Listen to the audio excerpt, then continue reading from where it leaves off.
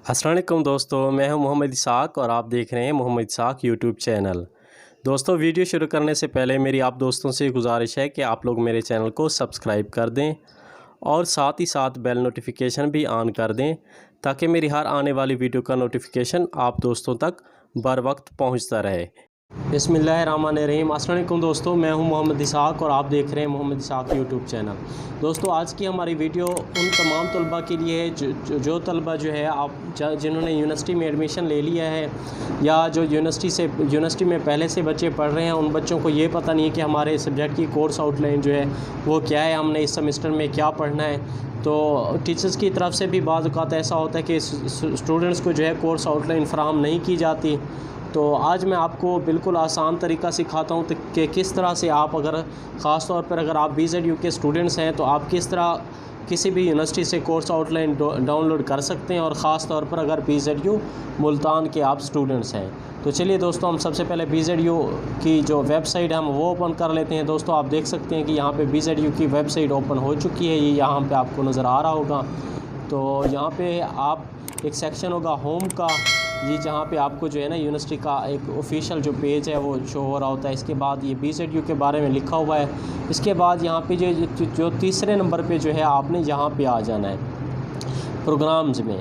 जहाँ पे प्रोग्राम लिखा है, आप जैसे ही कर्सर को वहाँ पे लाएंगे तो यहाँ पे एक ड्रॉप डाउन जो है एक विंडो ओपन हो जाएगी। तो यहाँ पे ये सारे कोर्सेज़ के ये सारे डिपार्टमेंट के नाम लिखे हुए हैं। अगर आपका डिपार्टमेंट जो है ये आर्ट्स है या सोशल साइंसेज़ है तो आप यहाँ पे आ जाएंगे। इसी तरह अगर आपका डिपार्टमेंट ये देखें आर्ट्स एंड सोशल साइंसेज़ में जो फिर डिपार्टमेंट हैं, ये आर्ट्स ये स्कूल ऑफ इकनॉमिक्स है, एजुकेशन है, इंस्टीट्यूट ऑफ सोशल साइंसेज़ है, हिस्ट्री एंड सिविलाइजेशन है, जनरल स्टडीज़ है, ये सारे के सारे डिपार्टमेंट्स यहाँ पे शो हो रहे हैं। इसी तरह जो है ना, अगर आप इस्लामिक स्टडीज़ एंड लैंग्वेज के स्टूडेंट्स हैं तो आप यहाँ पे देख सकते हैं। अगर आप इंग्लिश डिपार्टमेंट के हैं, अराबिक पढ़ रहे हैं, आप इस्लामिक स्टडीज़ है, उर्दू है या आप किस तरह की है तो यहाँ से डाउनलोड कर सकते हैं। इसी तरह आप अगर लॉ एंड बिज़नेस के स्टूडेंट्स हैं तो ये भी आप यहाँ से आ सकते हैं। इसी तरह फार्मेसी है, वेटरनरी साइंसेज़ है, इंजीनियरिंग है, एग्रीकल्चर साइंस एंड टेक्नोलॉजी है, तो ये यहाँ पे आप जैसे ही आएंगे तो यहाँ से आपको शो हो जाएगा।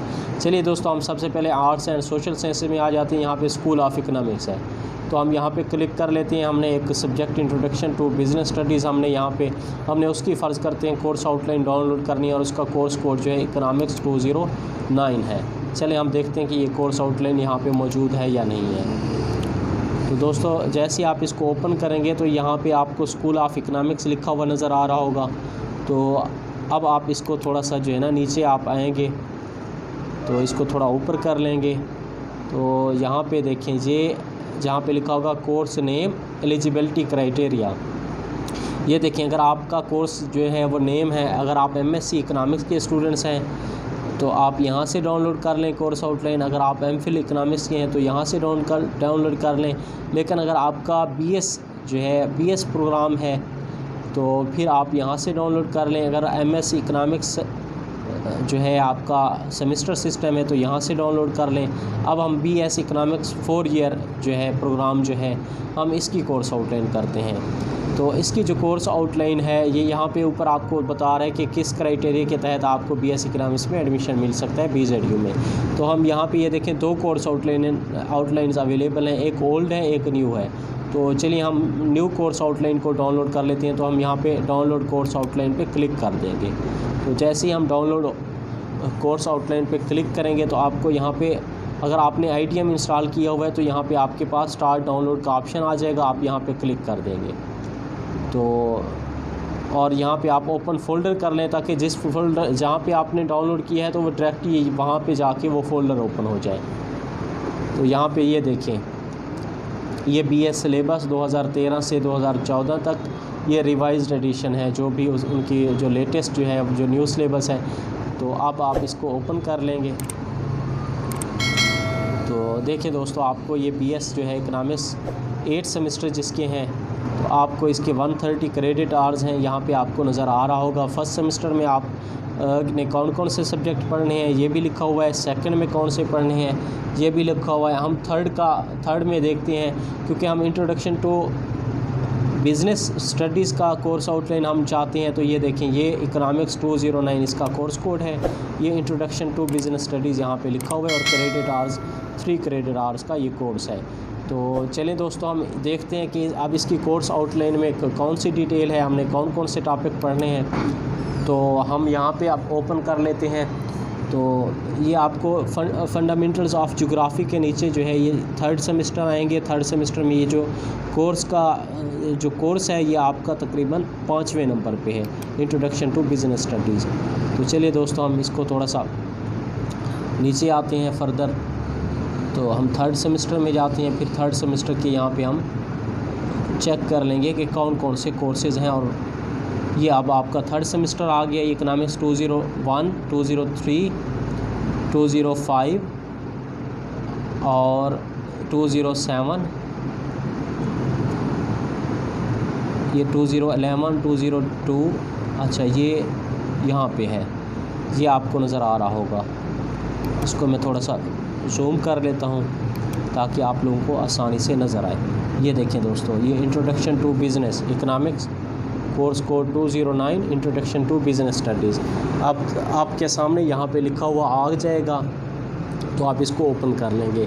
द नेचर ऑफ बिज़नेस आपने ये पढ़ना है, basic forms of business ownership पढ़नी है, the environment of business, type of business, management in the business enterprise, finance in business. ये सारे के सारे जो है कंटेंट यहाँ पे लिखे गए हैं। तो आपने इंट्रोडक्शन टू बिज़नेस स्टडीज़ में ये सारी चीज़ें पढ़नी हैं। तो चलिए दोस्तों, अब हम अगर फ़र्ज़ कर लेते हैं कि अगर आप स्टूडेंट्स हैं MBA 3.5 ईयर्स के, तो आप अपनी जो है वो कोर्स आउटलाइन कैसे डाउनलोड करेंगे।